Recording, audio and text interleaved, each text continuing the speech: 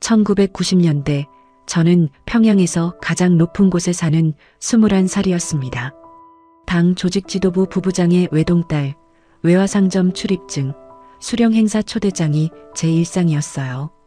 평양제일중학교를 나와 김일성 종합대학에 다녔고 아버지의 전용차가 매일 저를 데려다줬죠.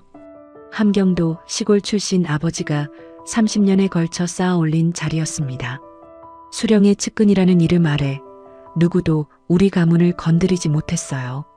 저는 이 삶이 영원할 거라고 한 번도 의심하지 않았죠. 아버지가 제 손을 잡고 만경대 별장을 걸었던 그 오후가 마지막이었습니다.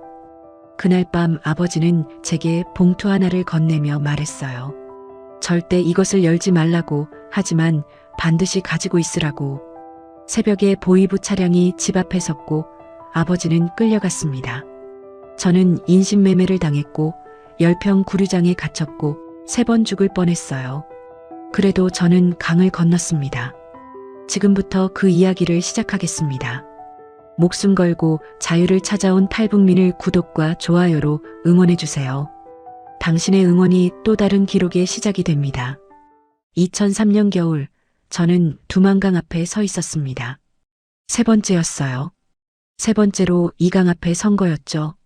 영하 27도, 바람이 얼굴을 칼로 긋는 것 같았습니다. 찢어진 손 패딩 사이로 바람이 파고들었고 발가락은 이미 감각을 잃은 지 오래였어요. 강은 얼어 있었지만 한가운데 검은 물이 드러나 있었습니다. 저번에도 저 강을 건넜고 그 전에도 건넜어요. 2번 다 실패했죠. 첫 번째는 중국에서 인신매매를 당했습니다. 사람 취급을 받지 못했어요. 짐승처럼 팔려갔죠. 2번째는 혼자 강을 건넜지만 중국 땅을 밟자마자 또 다른 지옥이 기다리고 있었습니다. 지하 감금실이었어요. 철창이 달린 방에서 동남아로 팔려갈 뻔했죠. 세 번째, 이번에 실패하면 저는 죽습니다. 총살이든 수용소든 세 번째 탈북자에게 돌아올 것은 그 2가지뿐이었어요. 보이부 기록에 제 이름 옆에는 이미 빨간 줄이 2번 그어져 있었습니다. 세 번째 줄이 그어지는 순간 저는 이 세상에서 지워지는 거였죠. 주머니 안에는 아무것도 없었습니다. 돈도 신분증도 브로커의 연락처도요. 5년 전에는 5만 달러가 든 봉투를 품에 안고 있었어요. 아버지가 건네준 것이었죠. 중국 영길의 주소와 함께요. 그 돈은 첫 번째 체포 때 전부 압수당했습니다. 주소를 찾아간 적이 있었어요. 아무도 없었습니다. 빈 건물만 서 있었죠. 그런데도 저는 그 주소를 머릿속에서 지우지 못했어요. 아버지가 남긴 마지막 것이었으니까요. 혹시 제가 잘못 찾아간 건 아닌지, 혹시 누군가 먼저 도착해서 흔적을 지운 건 아닌지, 그 생각이 머릿속을 떠나지 않았습니다. 5년 전 저는 평양에서 가장 높은 곳에 살았습니다. 당 조직지도부 부부장의 외동딸이었어요. 외화상점에서 수입 초콜릿을 사고 수령 생일 행사에 아버지와 나란히 앉았죠. 평양제일중학교를 나와 김일성 종합대학 영문과에 다녔고 전용차가 매일 저를 태워다 줬습니다. 아버지의 이름 석자면 평양 어디서든 문이 열렸어요. 보이부도 군부도 누구도 우리 가문을 건드리지 못했죠. 저는 그 세상이 영원할 줄 알았습니다. 의심한 적이 단 한 번도 없었어요. 그런 제가 지금 영하 27도의 강 앞에 서 있었습니다. 신발은 찢어져 있었고 왼손 손가락 2개는 감각이 없었어요. 갈비뼈가 손으로 만져졌습니다. 5년 만에 저는 완전히 다른 사람이 되어 있었죠. 아니, 다른 사람이 된 게 아니었습니다. 사람이라는 것의 바닥을 보고 올라온 거였어요. 인신매매를 당했고 10평 남짓한 구류장 방에 48명과 함께 갇혔었고 3번 죽을 뻔했습니다. 그래도 저는 또 강 앞에 섰어요. 고위 간부의 딸이 왜 3번이나 죽음을 무릅쓰고 이 강을 건너야 했는지 아무도 모릅니다. 지금부터 그 이야기를 하려 해요. 그런데 제가 3번째로 강 앞에 서기까지 상상할 수 없는 일들이 있었습니다. 저는 1978년 평양에서 태어났습니다. 아버지는 당 조직지도부 부부장이었어요. 조직 지도부라는 곳이 어떤 곳인지 아시는 분은 아실 거예요. 북한 권력의 심장이죠. 당의 모든 인사를 관장하고 군부와 보위부까지 통제하는 곳이었습니다. 아버지는 그곳의 부부장, 그러니까 실질적인 2인자였어요. 수령이 직접 이름을 부르는 사람이었죠. 어머니는 만수대 예술단 출신 무용수였습니다. 23세 아버지를 만났고 25세 저를 낳았어요. 무용수 시절에 우아함이 남아 있었지만 결혼 후에는 집 밖을 거의 나가지 않았죠. 아버지의 지위가 올라갈수록 어머니의 세계는 좁아졌습니다. 집과 외화상점, 가끔 만경대 별장이 전부였어요. 어머니는 그 안에서 조용히 저를 키웠습니다. 평양 중심부 창광거리의 고급 아파트에서 자랐어요. 거실에는 일본에서 들여온 가구가 놓여 있었고 냉장고 안에는 유럽산 치즈와 일본산 과자가 항상 채워져 있었죠. 배급이라는 개념조차 몰랐습니다. 우리 집에는 배급이 아니라 특별 공급이 왔어요.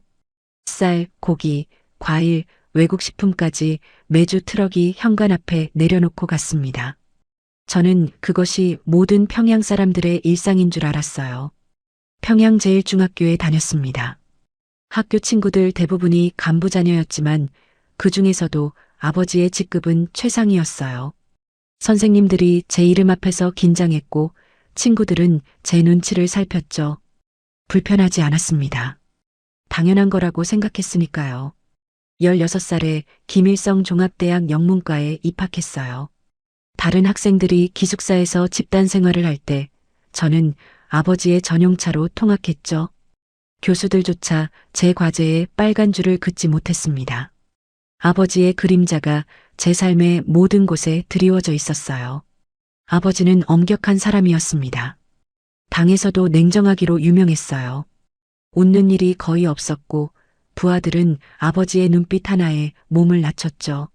하지만 저한테만은 달랐습니다. 주말마다 만경대를 산책했고 제가 원하는 것은 거절한 적이 없었어요. 한 번은 제가 외국 영화를 보고 싶다고 했더니 일주일 뒤에 비디오 테이프 20개를 가져왔습니다. 전부 미국 영화였어요. 그걸 보다 걸리면 수용소에 갈 수도 있는 것들이었죠. 아버지는 그런 사람이었습니다. 바깥에서는 당의 칼이었지만 집안에서는 딸의 하인이었어요. 어머니의 눈빛에는 항상 불안이 서려 있었습니다. 아버지의 늦은 귀가를 기다리며 커튼 뒤에서 창밖을 내다보던 어머니의 뒷모습이 아직도 선명해요. 저는 그때 몰랐습니다. 어머니가 무엇을 두려워하고 있었는지를요. 아버지에게는 딸에게 절대 말하지 않은 비밀이 있었어요. 매주 목요일 밤마다 아버지가 어디론가 사라졌는데 저는 한 번도 물어본 적이 없었습니다. 그것이 실수였어요. 1998년이었습니다. 고난의 행군이 3년째 계속되고 있었어요. 평양 바깥에서는 사람들이 굶어 죽고 있었죠. 길거리에 아이들의 시신이 나뒹굴고 함경도에서는 마을 전체가 비었다는 소문이 들려왔습니다. 꽃제비라 불리는 아이들이 기차역마다 넘쳐났고 인육을 먹었다는 이야기까지 돌았어요. 하지만 저는 그것을 소문으로만 들었습니다. 우리 식탁에는 여전히 쌀밥이 올라왔고 냉장고 안에는 수입 과자가 쌓여 있었으니까요. 이 시점에서 저는 아직 모르고 있었습니다. 1년 뒤 제가 그 굶주린 사람들과 같은 자리에 서게 될 줄은요. 그런데 아버지가 달라지기 시작했어요. 표정이 돌처럼 굳었습니다. 말수가 줄었고 식사 자리에서 숟가락을 들지 않는 날이 늘어갔죠. 밤늦게 돌아와서는 서재에 틀어박혀 무언가를 태웠습니다. 종이 타는 냄새가 복도까지 퍼졌어요. 한 번은 새벽에 화장실을 가다가 서재 문틈으로 불빛을 봤습니다. 아버지가 서류 뭉치를 하나씩 벽난로에 넣고 있었어요. 그 서류들 위에 빨간 도장이 찍혀 있는 것을 봤습니다. 극비라는 글자였죠. 아버지와 눈이 마주쳤어요. 아버지는 아무 말 없이 서재 문을 닫았습니다. 며칠 뒤 아버지가 어머니에게 여권을 준비하라고 말하는 것을 들었어요. 여권이라니 북한에서 여권이라는 단어를 입에 올리는 것 자체가 위험한 일이었습니다. 일반 주민은 여권이 뭔지도 모르는 나라였죠. 어머니의 얼굴이 하얗게 질렸어요. 아버지는 목소리를 낮추며 말했습니다. 만약을 대비해야 한다고. 만약이라는 말이 무슨 뜻인지 저는 정확히 알 수 없었어요. 하지만 그 단어가 아버지의 입에서 나왔다는 사실 자체가 공포였습니다. 아버지는 만약이라는 말을 쓰는 사람이 아니었거든요.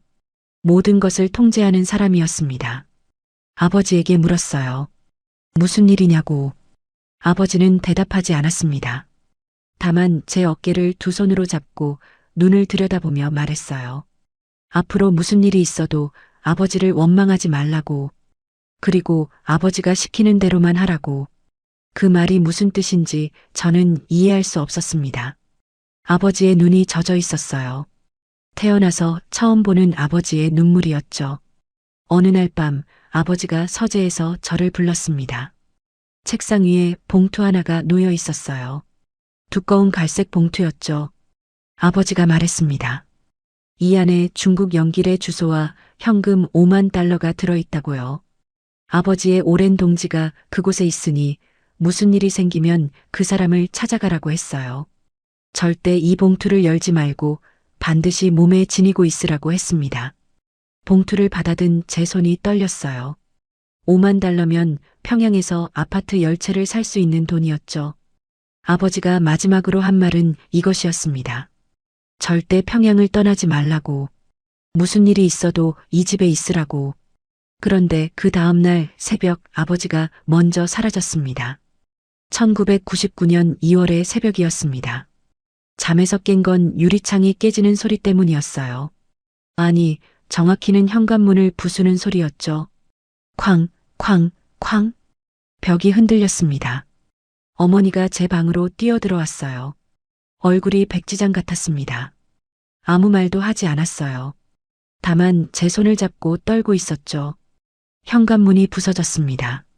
보이부였어요. 검은 코트를 입은 남자 6명이 새벽 4시에 우리 집에 들이닥쳤습니다. 거실을 지나 서재로, 안방으로, 제 방까지 전부 뒤졌어요. 서랍을 열고 벽장을 뜯고 바닥 장판까지 드러냈죠. 한 남자가 어머니에게 물었습니다. 남편이 어디 있느냐고요. 어머니는 대답하지 못했어요. 아버지는 이미 사흘 전부터 집에 돌아오지 않고 있었거든요. 그제야 알았습니다. 아버지가 그 말을 했던 이유를요. 절대 평양을 떠나지 말라던 그 말은 아버지가 먼저 떠나겠다는 뜻이었어요. 아버지는 자신에게 닥칠 일을 알고 있었던 거였죠. 서류를 태운 것도, 여권을 준비하라고 한 것도, 5만 달러가 든 봉투를 건넨 것도 전부 이 순간을 대비한 것이었습니다. 보이부원 하나가 종이 한 장을 내밀었어요. 아버지의 사진이 붙어 있었습니다. 그 아래 빨간 글씨로 반영명 종파분자라고 적혀 있었어요. 반영명 종파분자. 북한에서 그 단어는 사형 선고나 다름없었죠. 아버지가 당의 노선에 반하는 행위를 했다는 의미였습니다. 구체적으로 무엇을 했는지는 설명하지 않았어요. 그럴 필요가 없었죠. 보이부가 그 딱지를 붙이는 순간 이유는 중요하지 않았습니다. 결과만 남았어요. 어머니가 그 종이를 보는 순간 쓰러졌습니다. 바닥에 그대로 주저앉았어요. 심장을 움켜쥐었죠. 보이부원들은 쓰러진 어머니를 쳐다보지도 않았습니다. 한 명이 전화기를 들어 어딘가에 보고했어요. 대상 부재, 가족 확보라고 말하는 소리가 들렸습니다. 저는 어머니를 안고 있었어요. 어머니의 몸이 차가워지고 있었습니다. 심장이 멈추려는 것 같았어요. 살려달라고 소리쳤습니다. 보이부원 하나가 돌아보며 말했어요. 병원은 인민을 위한 곳이지 반역자 가족을 위한 곳이 아니라고요. 어머니는 그날 밤 숨을 거뒀습니다. 아무도 도와주지 않았어요. 구급차도 오지 않았고 의사도 오지 않았죠. 저는 어머니의 식어가는 손을 잡고 거실 바닥에 앉아 있었습니다. 보이부원들은 서재에서 뭔가를 뒤지고 있었어요. 어머니가 죽었다는 사실조차 보고할 가치가 없다는 듯이요. 다음 날 아파트는 봉인되었습니다. 전용차도 배급카드도 외화상점 출입증도 전부 압수당했어요. 아버지의 모든 흔적이 지워졌습니다. 사진도, 이름도, 기록도요. 저는 평양에서 추방되었어요. 함경북도 회령의 허름한 단칸방에 배치된다는 통보를 받았습니다. 대학 동기에게 전화를 걸었어요. 아무도 받지 않았습니다. 아버지의 부하였던 사람들에게도 연락했죠. 전부 번호가 바뀌어 있었어요. 추방 당일 짐을 싸는 제 손끝에 아버지의 봉투가 닿았습니다. 옷장 깊숙이 숨겨뒀던 것이었어요. 5만 달러와 연길 주소. 봉투를 속옷 안쪽에 넣었습니다. 그것을 품에 넣는 순간 방 밖에 서 있던 보이부원의 시선이 제 손을 향했어요. 봉투는 들키지 않았습니다. 보이부원이 제 짐을 대충 뒤졌지만 몸수색까지 하지는 않았어요. 반영명 분자의 딸이 뭘 숨기겠냐는 얼굴이었죠. 그들에게 저는 이미 끝난 사람이었습니다. 회령까지 가는 기차를 탔어요. 평양에서 회령까지 정상이면 12시간이었지만 실제로는 사흘이 걸렸습니다. 기차가 멈추고 또 멈추고 한참을 서 있다가 다시 움직였어요. 정전 때문이었죠. 객실안은 사람들로 빽빽했습니다. 장마당에 물건을 팔러 가는 보따리 장사꾼들, 얼굴이 누렇게 뜬 아이들, 군복을 입었지만 뼈만 남은 군인들이 뒤섞여 있었어요. 냄새가 끔찍했습니다. 땀과 오물과 썩은 음식 냄새가 뒤엉켜 있었죠. 저는 창가에 앉아 바깥을 바라봤습니다. 평양을 벗어나는 순간 세상이 달라졌어요. 논밭은 황폐했고 마을은 텅 비어 있었습니다. 간이역마다 아이들이 손을 내밀었어요. 뭐라도 달라고, 먹을 것을 달라고. 저는 아무것도 줄 수 없었습니다. 품에 5만 달러를 안고 있었지만 그 돈은 쓸 수 있는 돈이 아니었어요. 외화를 가지고 있다는 것 자체가 범죄였으니까요. 회령에 도착했을 때 배치받은 곳을 보고 무릎이 꺾였습니다. 단칸방이었어요. 벽에 금이가 있었고 창문에는 유리 대신 비닐이 붙어 있었죠. 수도도 나오지 않았습니다. 화장실은 밖에 있었어요. 공동 재래식이었죠. 창간거리 아파트의 수입 가구, 따뜻한 온돌, 외국 식품이 가득한 냉장고를 떠올렸습니다. 그것이 불과 일주일 전에 제 삶이었어요. 배급은 끊겨 있었습니다. 반영명 분자 가족에게 배급을 줄 리가 없었죠. 장마당에 나가 옥수수를 사야 했어요. 옥수수 한 대 값이 얼마인지도 몰랐습니다. 평양에서는 돈을 내고 물건을 산 적이 없었으니까요. 모든 것이 공급되던 삶에서 하루아침에 모든 것을 스스로 구해야 하는 삶으로 바뀐 거였어요. 처음으로 굶었습니다. 이틀을 아무것도 먹지 못했어요. 위장이 쥐어짜이듯 아팠죠. 그때까지도 저는 5만 달러를 쓰지 못하고 있었습니다. 환전할 곳도 몰랐고 외화를 내보이는 순간 보이부에 끌려갈 거라는 공포가 있었어요. 사흘째 되던 날 장마당에서 옥수수죽을 파는 아주머니에게 무릎을 꿇었습니다. 외상으로 한 그릇만 달라고요. 아주머니가 저를 위아래로 훑어봤어요. 손이 너무 깨끗하다고 평양에서 쫓겨난 거냐고 물었습니다. 대답하지 못했어요. 밤마다 봉투를 꺼내 만졌습니다. 5만 달러와 연길 주소. 이것만 있으면 중국에 가서 살 수 있다는 생각이 머릿속을 떠나지 않았어요. 방 밖으로 나가면 두만강이 보였습니다. 강 건너편에 중국의 불빛이 깜빡였어요. 여기서 죽느니 강을 건너자. 그 생각이 처음 든 것은 회령에 온 지 한 달째 되던 밤이었습니다. 그리고 2000년 봄 저는 처음으로 강 앞에 섰어요. 주머니 안에 아버지의 봉투를 넣은 채로 브로커를 찾는데 석 달이 걸렸습니다. 장마당에서 소문을 모았어요. 누가 사람을 넘겨주는지, 어디서 만나야 하는지, 얼마를 내야 하는지. 입을 여는 사람이 없었죠. 탈북 브로커 이야기를 꺼내는 것 자체가 목숨을 거는 일이었으니까요. 누가 보이부 밀고자인지 알 수 없었습니다. 장마당 옥수수 장사 아주머니가 밀고자일 수도 있었고 옆집 할머니가 감시자일 수도 있었어요. 결국 돈이 문을 열었습니다. 5만 달러 중 3천 달러를 떼어 환전했어요. 장마당 뒷골목에서 암거래상을 만났죠. 달러를 북한 원으로 바꾸는 과정이 온몸에 소름이 끼칠 만큼 무서웠습니다. 그 남자가 돈을 들고 도망치면 끝이었고 보이부에 신고하면 저는 즉시 체포되는 거였어요. 다행히 그 남자는 돈에만 관심이 있었습니다. 환전을 마치고 그 남자의 소개로 브로커를 만났어요. 브로커는 40대 남자였습니다. 이름은 모릅니다. 서로 이름을 묻지 않았어요. 그가 제시한 조건은 간단했죠. 2,000달러를 내면 두만강을 건네주고 중국 영길까지 안내해준다는 것이었습니다. 나머지는 알아서 하라고 했어요. 저는 영길에 아버지의 동지가 있다고 믿고 있었습니다. 그 사람만 만나면 된다고 생각했어요. 2,000달러를 건넸습니다. 이것이 3번의 탈북 중 첫 번째였을 뿐이었습니다. 하지만 그때의 저는 그것을 알지 못했어요. 2000년 4월의 어느 밤이었습니다. 새벽 2시에 브로커가 지정한 장소에 갔어요. 두만강 하류의 얕은 지점이었죠. 물이 허리까지 찼습니다. 4월이었지만 물은 얼음장이었어요. 이가 덜덜 떨렸습니다. 발이 미끄러져 2번 넘어졌어요. 그때마다 봉투가 젖을까봐 가슴팍에 꼭 안았습니다. 강 건너편에 브로커의 동료라는 남자가 기다리고 있었어요. 손짓을 했습니다. 빨리 오라고. 중국 땅을 밟은 순간 다리에 힘이 풀려 주저앉았습니다. 흙 냄새가 났어요. 북한 흙과 다른 냄새였죠. 중국 측 남자가 저를 일으켜 세웠습니다. 차가 기다리고 있다고 했어요. 영길까지 5시간이라고. 저는 아버지의 봉투를 꺼내 영길 주소를 확인했습니다. 그 남자에게 이 주소로 데려다 달라고 했어요. 영길에 도착한 것은 아침이었습니다. 아파트 단지 한 곳이었어요. 아버지가 적어준 주소의 건물 앞에 섰을 때 심장이 터질 것 같았습니다. 3층 302호.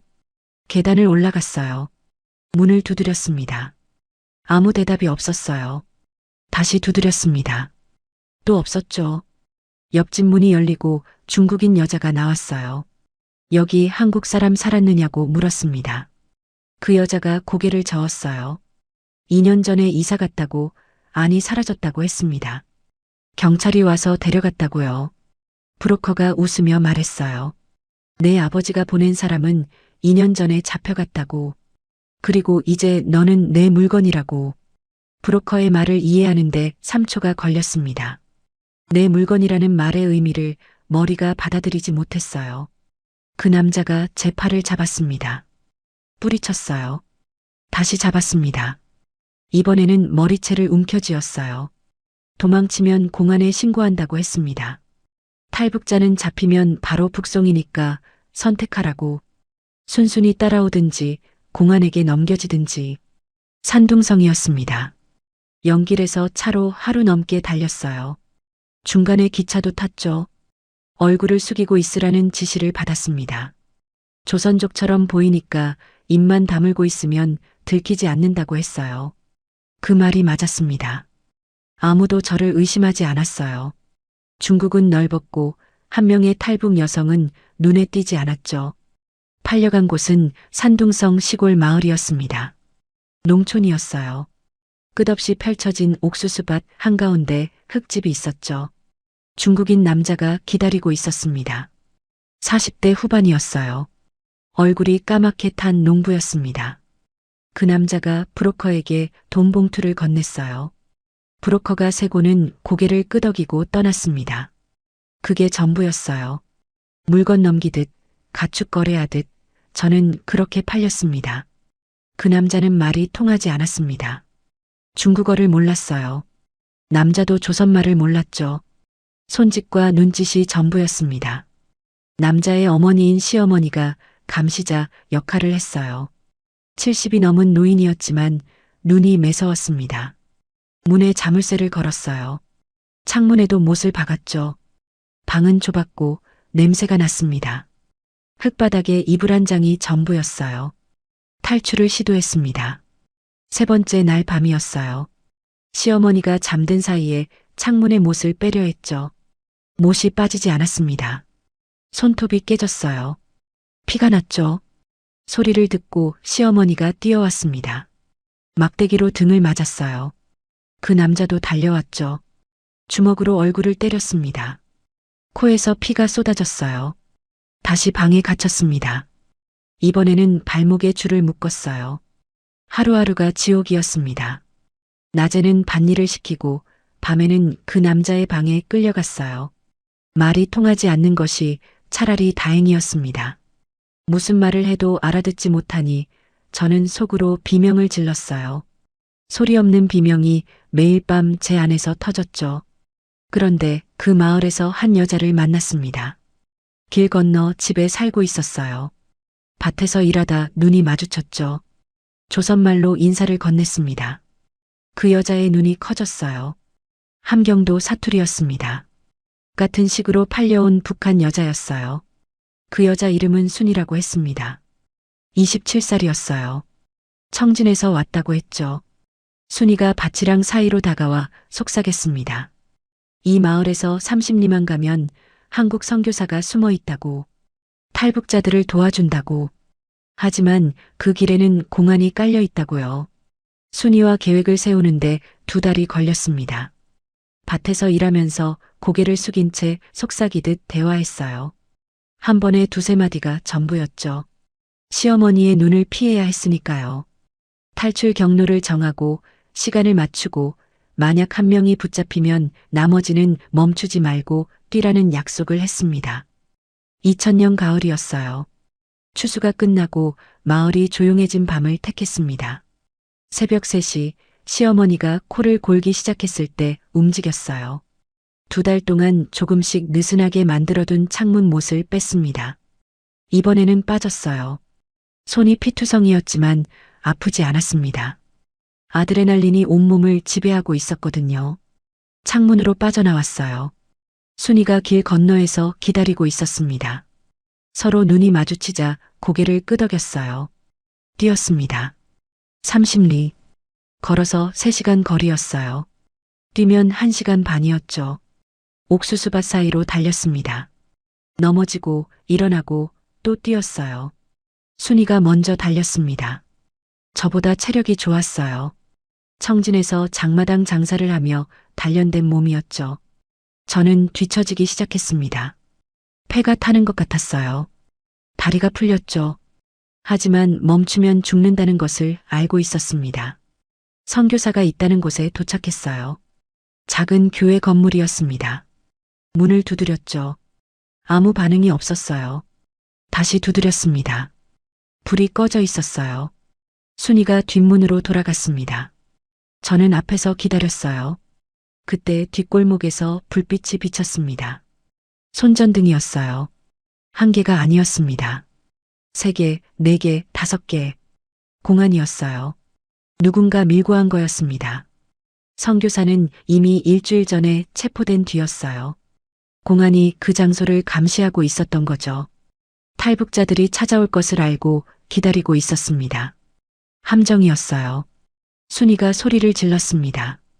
뛰라고요. 저는 돌아섰어요. 하지만 이미 늦었습니다.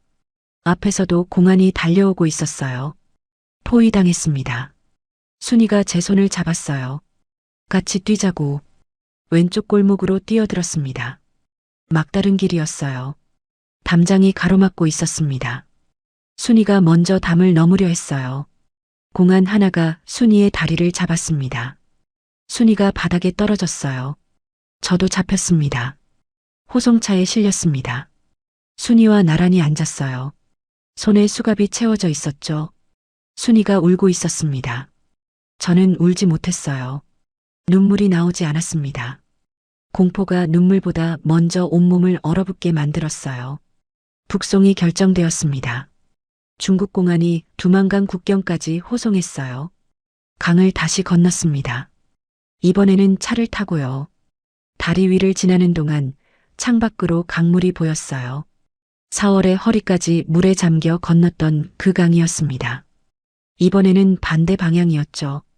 자유를 향해 건넜던 강을 지옥을 향해 되돌아가고 있었어요. 북한 쪽에서 보위부가 기다리고 있었습니다. 서류를 확인했어요.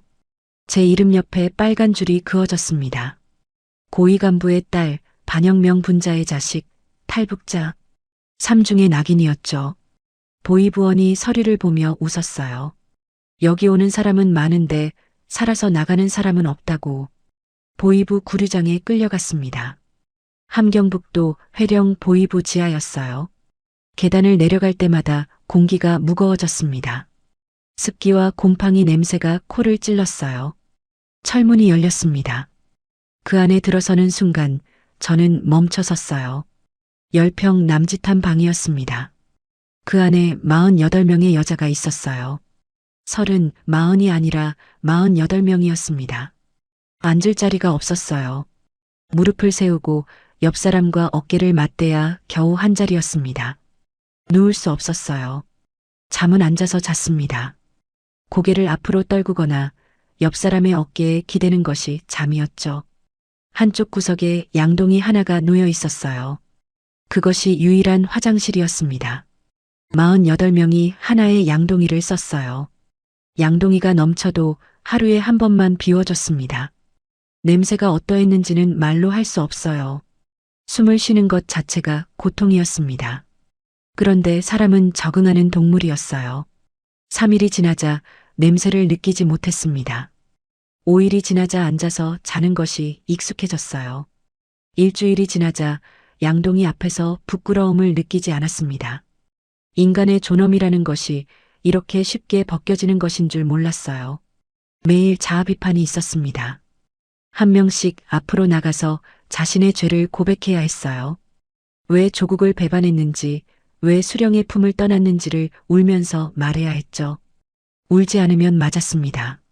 진심으로 울어야 했어요. 간수들은 가짜 눈물을 구별할 줄 알았습니다. 아니, 구별한다고 믿고 있었어요. 실제로는 그냥 기분에 따라 때렸죠.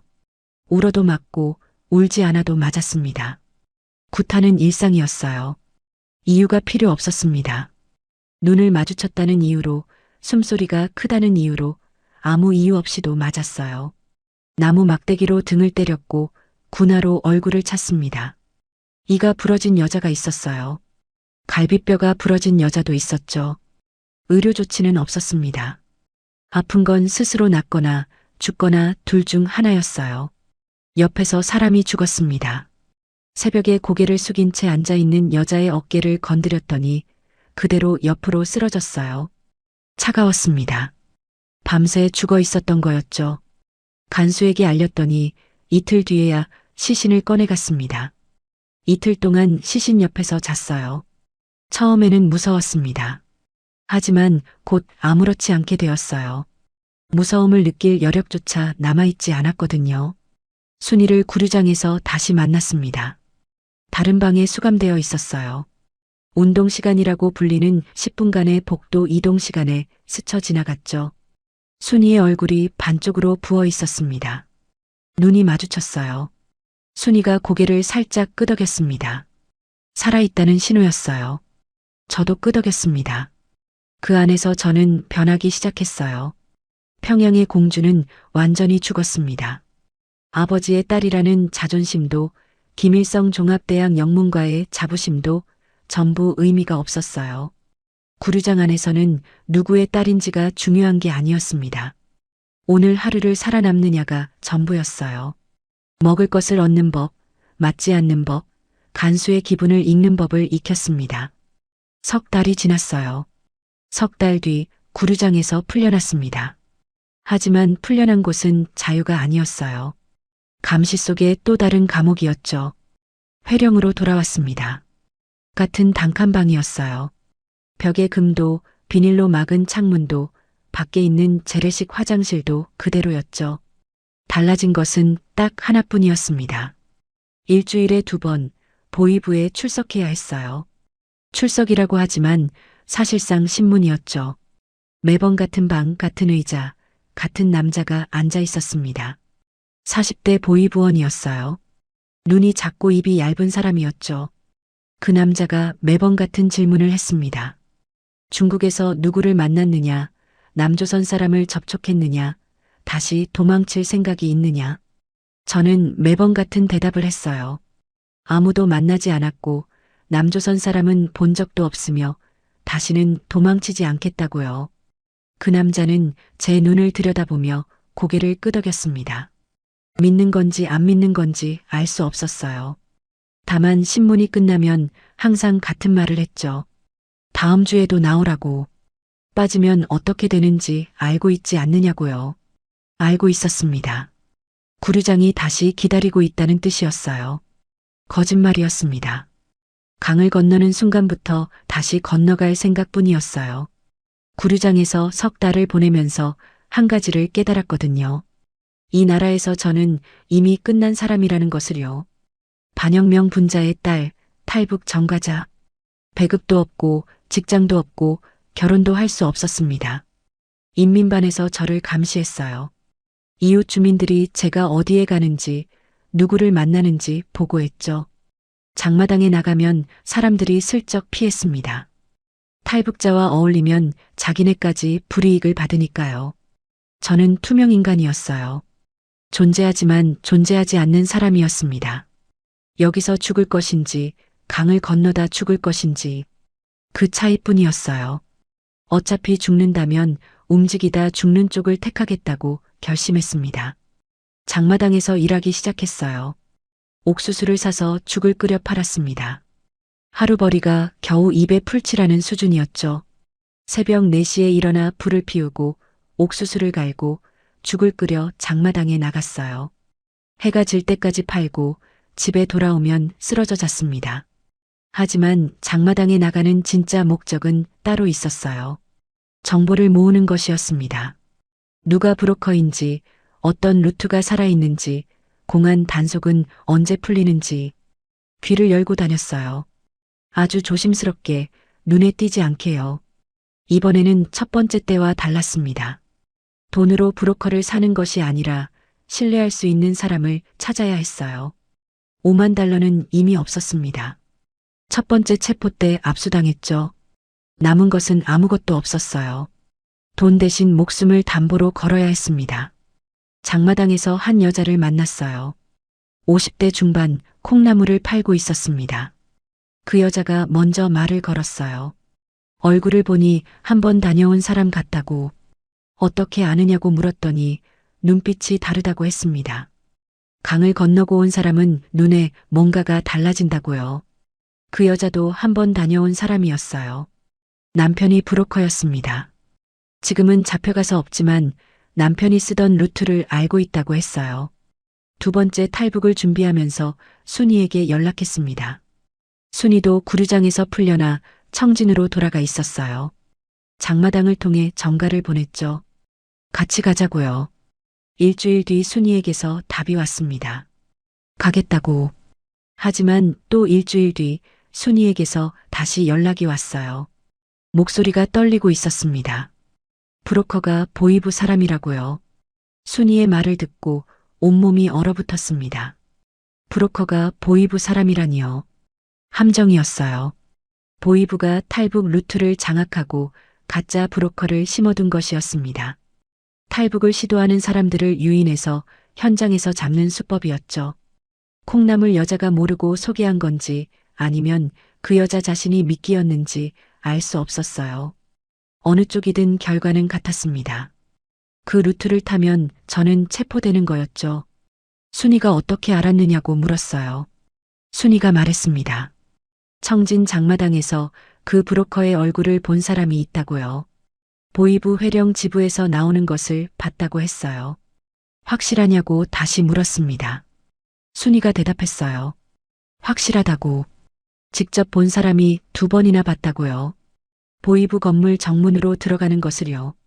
양복을 입고 서류 가방을 들고 경비원에게 거수 경례를 받으며 들어갔다고 했습니다. 브로커가 아니라 보이부 간부였던 거예요. 머릿속이 빠르게 돌아갔습니다. 선택지는 3가지였어요. 첫째, 포기하고 회령에서 죽을 때까지 사는 것.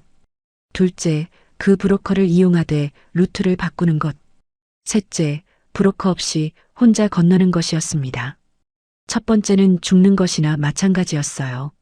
이 마을에서 감시받으며 옥수수죽을 팔다가 병들어 죽거나 다음 숙청 때 끌려가서 죽거나. 두 번째는 브로커의 정보를 역이용하는 것이었지만 보이부와 두뇌 싸움을 하기에는 제가 너무 약했습니다. 세 번째는 무모했지만 누구에게도 배신당할 일은 없었어요. 저는 세 번째를 택했습니다. 구류장에서 석 달 동안 배운 것이 있었어요. 같은 방에 있던 여자들 중에 두만강을 여러 번 건넌 사람이 있었습니다. 무산 출신 30대 여자였어요. 장사하려고 강을 3번 넘었다가 3번 다 잡혀서 들어와 있었죠. 그 여자에게서 들은 정보를 기억하고 있었습니다.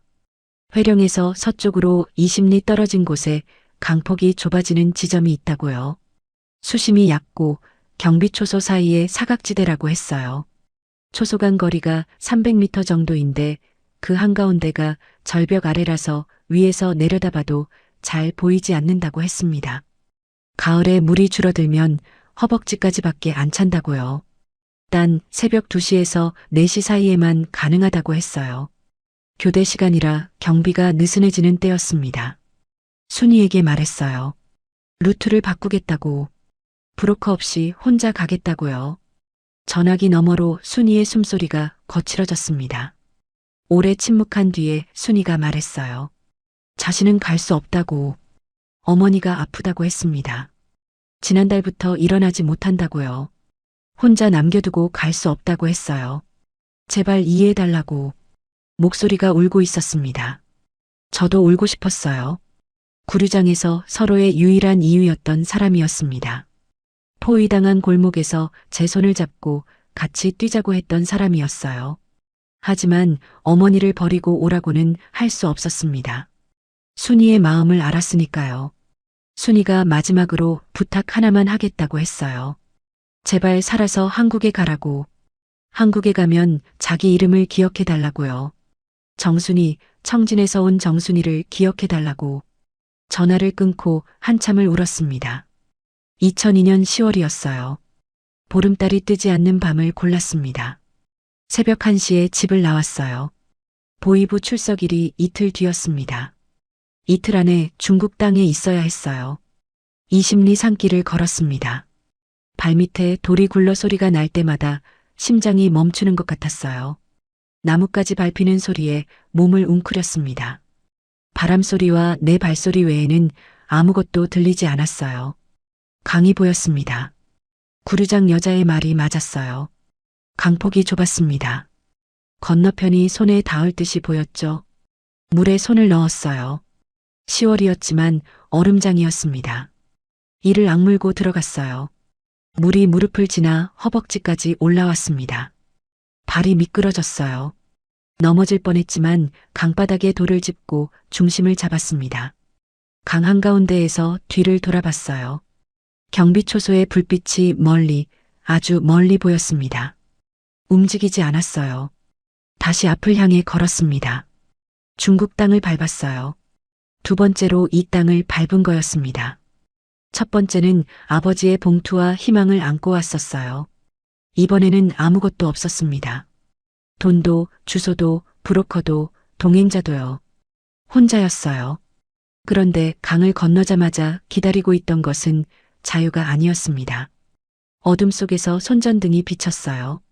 남자 3명이 서 있었습니다. 브로커가 아니었어요. 인신매매 조직이었습니다. 탈북자들이 건너오는 지점을 감시하고 있던 거였죠. 팔려간 곳은 이번에는 농촌이 아니었어요. 어두운 건물 지하, 철창이 달린 방이었습니다. 지하실이었습니다. 콘크리트 벽에 습기가 흘렀어요. 천장 높이가 낮아서 키가 큰 사람은 고개를 숙여야 했죠. 철창이 달린 작은 창문 하나가 유일한 외부와의 연결이었습니다. 형광등 하나가 24시간 켜져 있었어요. 불을 끄지 않았습니다. 감시를 위해서였죠. 잠을 자도 불빛 아래에서 자야 했어요. 눈을 감아도 형광등의 파란 빛이 눈꺼풀을 뚫고 들어왔습니다. 그 방에 저를 포함해서 6명의 여자가 있었어요. 전부 북한에서 건너온 사람들이었습니다. 나이는 20에서 30 사이였어요. 함흥에서 온 23살, 해산에서 온 26살, 신의주에서 온 29살. 나머지 둘은 이름도 나이도 말하지 않았습니다. 말할 기력이 없었어요.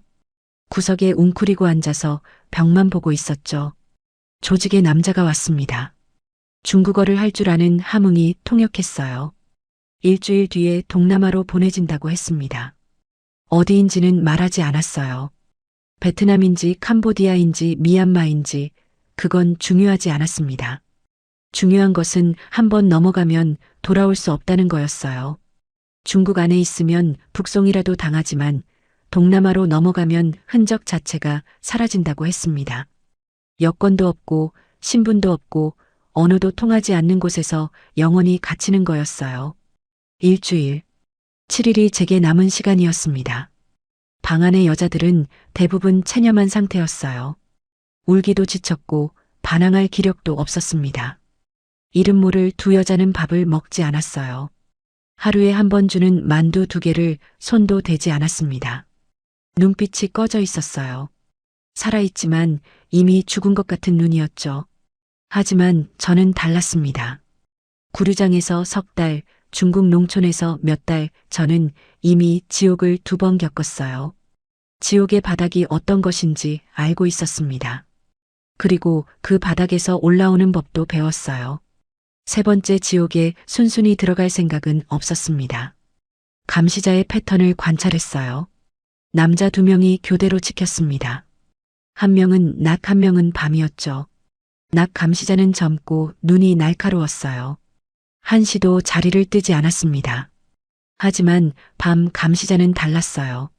40대쯤 되어 보이는 남자였는데 새벽 4시쯤이면 반드시 졸기 시작했습니다. 머리가 앞으로 떨어지고 의자가 삐걱거리고 코 고는 소리가 복도에 울렸어요. 그 시간이 유일한 틈이었죠. 매일 같은 시간에 졸았습니다. 판에 박힌 습관이었어요. 창문을 살폈습니다. 철창이 4개 박혀 있었어요. 콘크리트에 묻힌 철봉이었죠. 하지만 왼쪽 아래 모서리에 철창 하나가 녹슬어 있었습니다. 콘크리트에 박힌 부분이 부식되어 미세하게 흔들렸어요. 첫날 밤 감시자가 조는 시간에 그 철창을 잡고 힘을 줬습니다. 움직였어요. 아주 조금 하지만 분명히 움직였습니다. 매일 밤 조금씩 흔들었어요. 소리가 나지 않도록 호흡을 멈추고 손에 침을 발라 마찰음을 줄이며 천천히요. 4일째 되는 밤 철창 하나가 빠졌습니다. 콘크리트가 부스러지면서 철봉이 손에 들려왔어요. 심장이 터질 것 같았습니다. 빠진 자리에 사람 하나가 빠져나갈 수 있는 틈이 생겼어요. 좁았지만 마른 몸이면 가능했습니다. 구류장과 감금 생활로 뼈만 남은 몸이 이런 순간에는 오히려 도움이 되었어요. 방 안의 여자들에게 말했습니다. 속삭이듯 거의 입모양으로만요. 같이 나가자고. 이름 모를 2 여자는 고개를 저었어요. 잡히면 더 끔찍한 일을 당한다고. 죽을 수도 있다고. 눈빛이 없었습니다. 이미 포기한 사람들이었어요. 하지만 함흥, 해산, 신이 주는 고개를 끄덕였습니다. 함흥이 제 손을 잡았어요. 손이 차갑고 떨리고 있었지만 쥐는 힘은 강했습니다. 6일째 밤이었어요. 내일이면 동남아로 이동한다고 했습니다. 마지막 기회였죠. 새벽 4시 밤 감시자가 의자에서 고개를 떨궜어요. 삐걱 소리가 나고 곧이어 코 고는 소리가 들렸습니다. 기다렸어요. 5분을 더 기다렸습니다. 코 고는 소리가 깊어졌어요. 움직였습니다. 철창 빠진 자리로 함흥을 먼저 밀어냈어요. 함흥이 몸을 비틀며 빠져나갔습니다. 해산이 다음 신의주가 3번째. 저는 마지막이었어요. 창문 밖은 좁은 골목이었습니다. 건물 뒤편이었어요. 담장이 가로막고 있었습니다.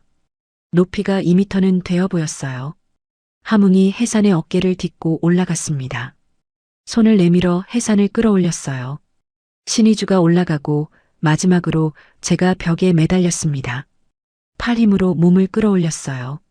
손바닥이 찢어졌습니다. 콘크리트 모서리에 살이 긁혀 피가 났지만 아프지 않았어요. 담장을 넘는 순간 손전등 불빛이 얼굴을 비췄습니다. 심장이 멈추는 것 같았어요. 끝이라고 생각했습니다. 그런데 그 빛을 든 사람이 말한 언어는 중국어가 아니었습니다. 한국어였습니다. 정확히는 경상도 사투리가 섞인 한국어였어요. 조용히 해, 소리 내면 안 돼. 그 사람이 속삭였습니다. 손전등을 끄고 어둠 속에서 제 팔을 잡았어요. 이쪽으로 와, 빨리. 남자의 손이 크고 거칠었습니다. 하지만 잡는 힘은 부드러웠어요. 끌고 가는 것이 아니라 이끄는 손이었죠. 뒤에서 개 짖는 소리가 들렸습니다. 한 마리가 아니었어요. 여러 마리가 연쇄적으로 짖기 시작했죠. 감시자가 깨어난 건지 마을 개가 낯선 기척에 반응한 건지 알 수 없었어요. 어느 쪽이든 시간이 없었습니다. 뛰었어요. 5사람이 어둠 속을 달렸습니다. 4명의 여자와 그 남자. 길을 아는 사람은 그 남자뿐이었어요. 골목을 돌고 낮은 담을 넘고 마른 밭을 가로질렀습니다. 1시간을 뛰었어요. 허파가 찢어지는 것 같았습니다. 다리가 풀려 2번 넘어졌어요. 함흥이 제 팔을 잡아 일으켰습니다. 멈춘 곳은 시골 농가의 헛간이었어요. 건초 냄새가 코를 찔렀습니다. 낡은 나무벽 사이로 새벽바람이 들어왔어요. 그 남자가 말했습니다. 여기서 이틀을 숨어야 한다고. 자기는 한국 선교사 네트워크와 연결되어 있다고요. 연길에서 잡혀간 선교사와는 다른 루트라고 했어요. 지하 탈북 지원 조직이 중국 전역에 퍼져 있다고 했습니다. 이틀 동안 헛간에 숨었어요. 낮에는 건초더미 아래에 몸을 파묻었습니다. 숨 쉬는 것조차 조심했어요.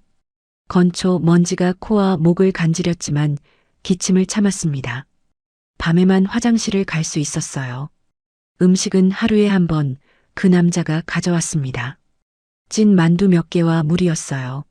만두를 씹는 순간 눈물이 났습니다. 따뜻했거든요. 구류장 이후 처음 먹는 따뜻한 음식이었어요. 함흥이 물었습니다. 정말 한국에 갈 수 있느냐고요. 그 남자가 대답했어요. 갈 수 있지만 쉽지는 않다고. 몽골 국경까지 2000km를 이동해야 한다고요. 중국 대륙을 서쪽에서 북쪽으로 가로질러야 한다는 뜻이었습니다. 기차, 버스, 트럭을 갈아타면서 검문소를 피해야 했어요. 한 번이라도 걸리면 끝이라고 했습니다. 셋째 날 새벽 이동이 시작되었어요. 트럭 짐칸에 올라탔습니다. 사과 상자 사이에 몸을 구겨 넣었어요. 짐칸 안은 어둡고 좁았습니다. 사과 냄새가 온몸에 배었어요.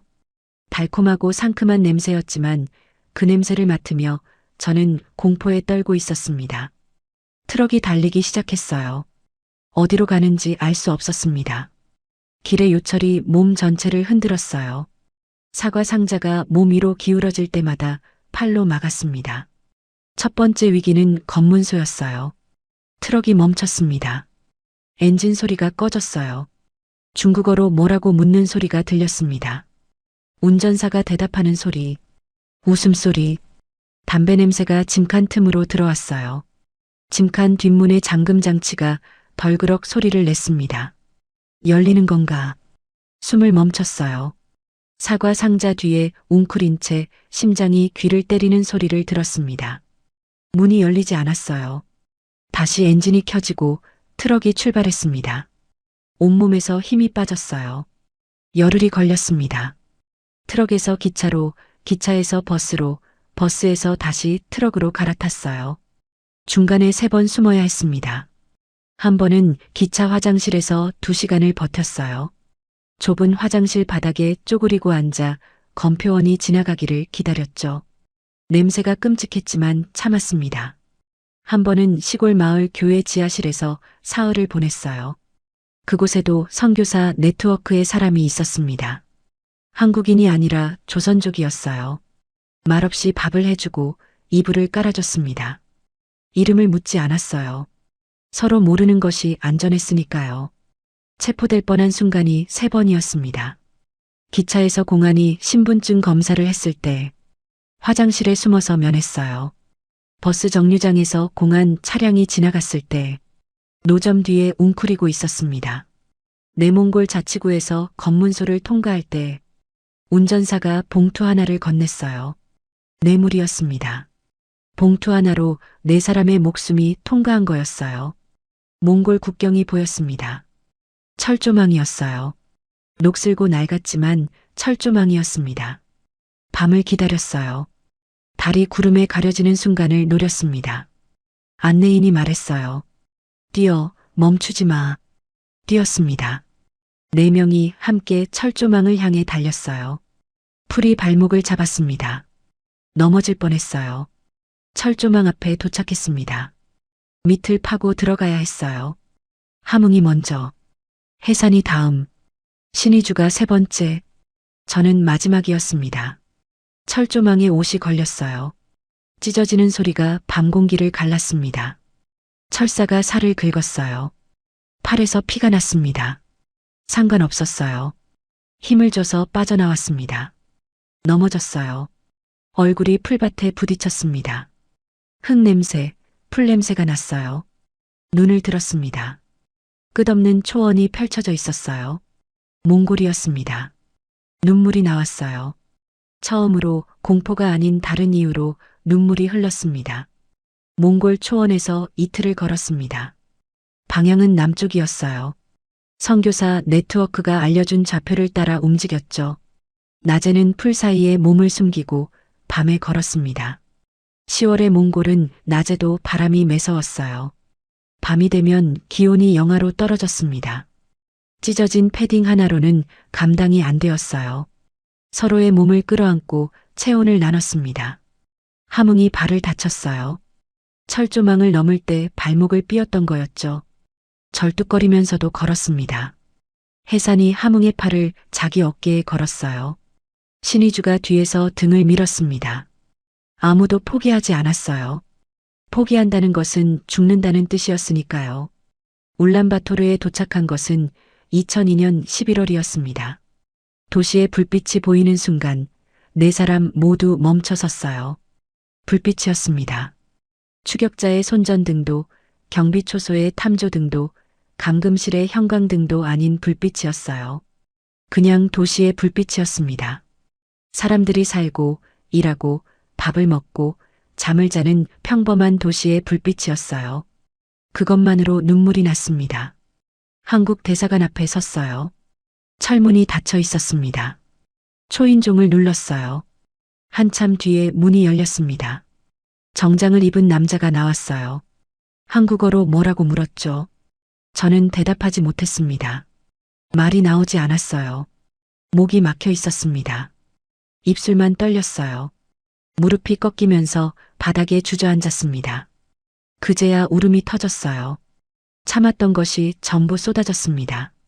구류장에서, 농촌에서, 지하실에서, 기차에서, 사막에서 참았던 것들이 한꺼번에 나왔어요. 대사관 직원이 저를 안으로 데려갔습니다. 따뜻한 방이었어요. 난방이 되어 있었습니다. 몇 년 만에 느끼는 따뜻함이었죠. 온돌처럼 바닥이 따뜻했어요. 물을 주었습니다. 밥을 주었어요. 하얀 쌀밥이었습니다. 평양에서 먹던 그 하얀 쌀밥이었어요. 김치가 있었고 된장찌개가 있었습니다. 숟가락을 드는 손이 떨려서 밥을 제대로 떠지 못했어요. 밥알이 숟가락에서 떨어졌습니다. 주워 담으려는데 또 떨어졌어요. 결국 숟가락을 놓고 손으로 밥을 집어 먹었습니다. 옆에 있던 직원이 울고 있었어요. 난민 신청 절차가 진행되었습니다. 면담을 했어요. 제 이야기를 처음부터 끝까지 말했습니다.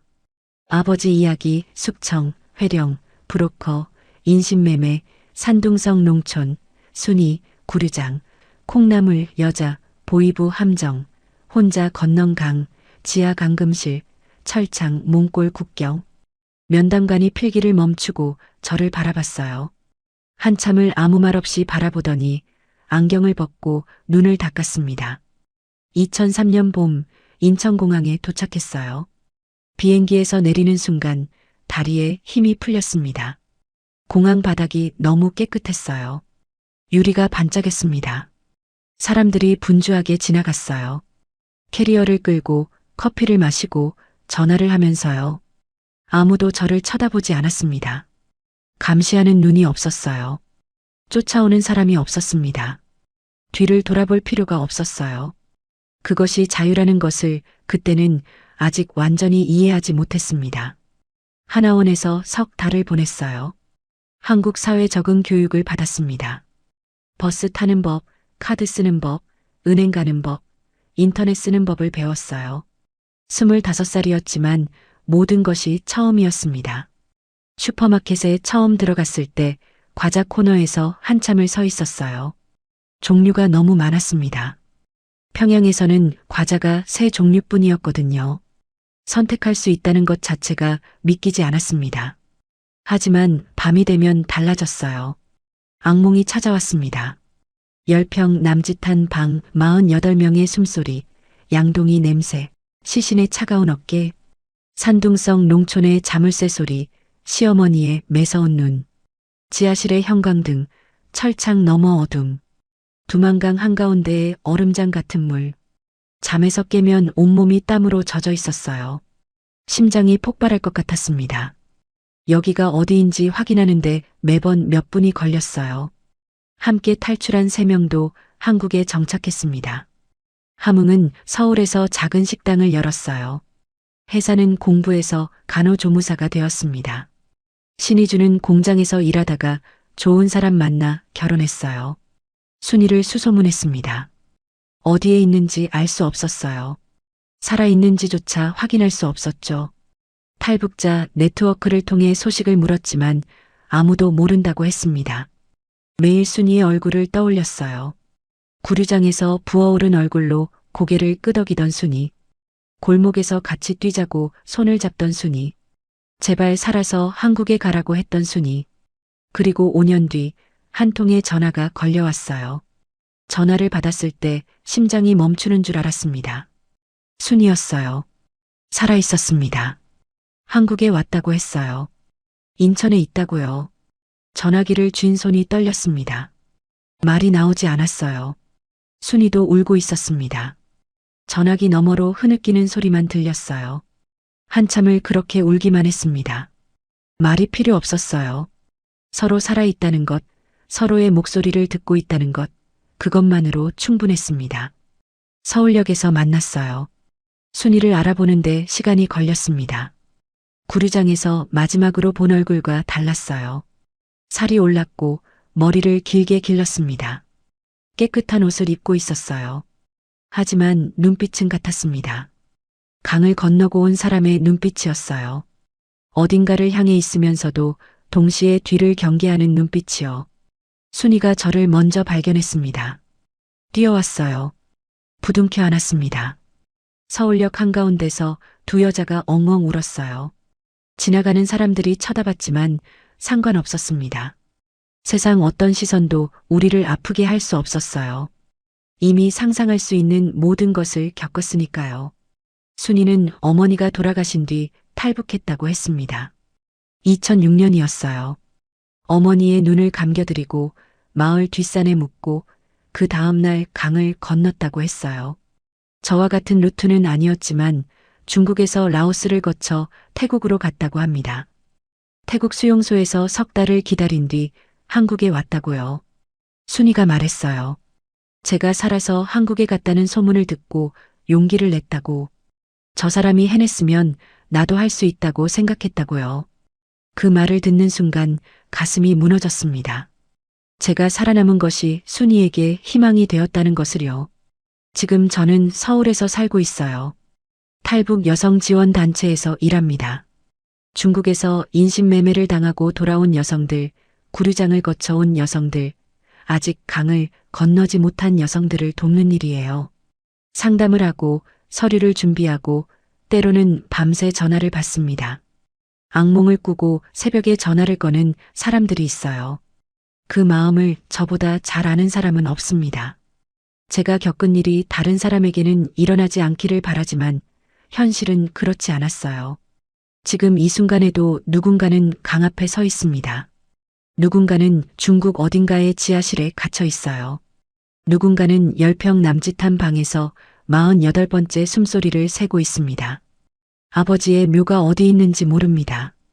반영명 분자로 처형되었는지 수용소에서 죽었는지 혹시 아직 살아있는지조차 알 수 없어요.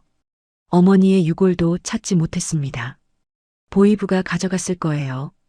어디에 묻혔는지 묻히기나 했는지요. 평양의 창광거리 아파트는 다른 사람이 살고 있겠죠.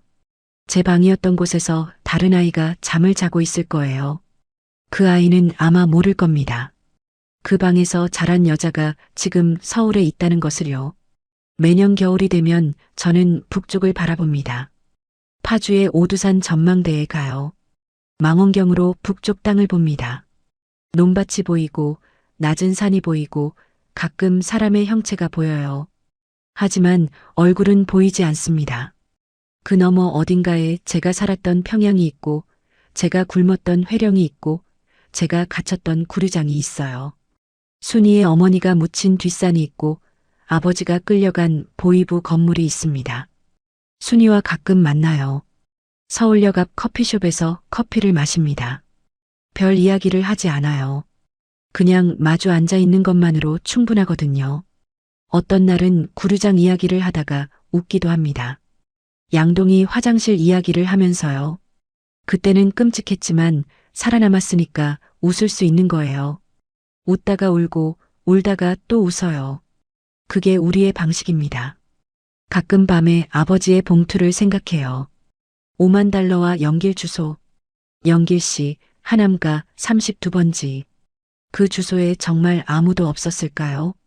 아버지의 동지라는 그 사람은 경찰에 잡혀갔다고 했어요. 하지만 가끔 이런 생각이 들어요. 누군가가 먼저 그곳에 도착해서 아버지의 흔적을 모두 지운 건 아니었을까? 아버지가 보낸 것은 정말 동지의 주소였을까?